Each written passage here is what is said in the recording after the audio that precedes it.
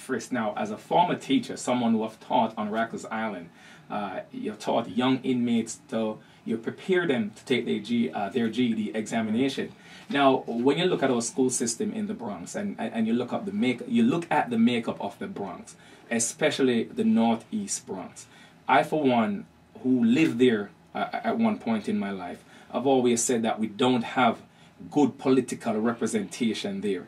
Ladies and gentlemen, I am not defending Mr. Neville Mitchell because I know Mr. Mitchell. I am defending Mr. Mitchell because from what he stands for. And Mr. Mitchell has stood up for us on many occasions. I remember the killing of Sean Bell, the recent killing of Ramalik Graham. I remember that young lady who died in the hospital in Brooklyn, and you were instrumental at the beginning of that case. There's a lot of issues that you have stand up for.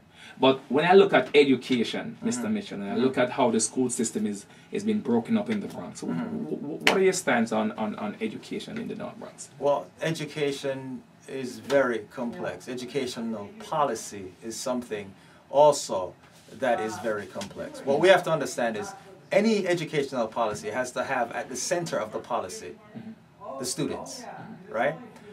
What's been happening in New York City is there's competing interest between what the students are going to get in the classroom, what the teachers feel that they're entitled to in vis-a-vis union rights, and then you have the administration, and you have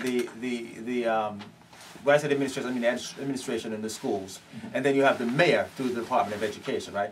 I think the mayor's educational policy has been woefully inadequate. I think teachers have to be prepared to teach children, and children have to be prepared to learn, right? So, if you ask me what I stand for in terms of educational policy, one thing I know for sure is that the school day is too short, and that coincides with other things, you know, because you know when kids get out of school early, they always say that, you know, the devil finds things for idle hands to do, right? There used to be a time in this borough, Bronx District 12, where schools were open after school, and you could go in and have recreational programs. Those things don't exist anymore. There used to be a time where you could go, I remember when I was first started here in 1977, I could go to school early and I would get breakfast and so on. A couple of weeks ago, they talked about reinstituting some of these breakfast programs, and the mayor's response was he was concerned that kids were going to get fat.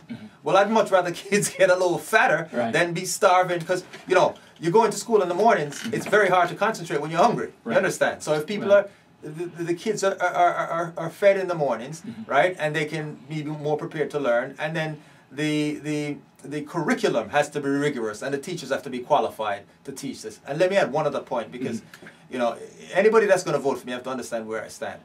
I have a problem with people that come into our schools, much like police officers come into our neighborhoods. Some of these people that are coming into our schools to teach our kids don't look like our kids. So people may not want to hear that. And as soon as that bell rings, those folks are out of the school and they're gone. Back to their neighborhoods to take care of them. They're not back in the schools dealing with the kids because they have no investment in the children. You understand? So we have to make sure we deal with that. Ladies and gentlemen,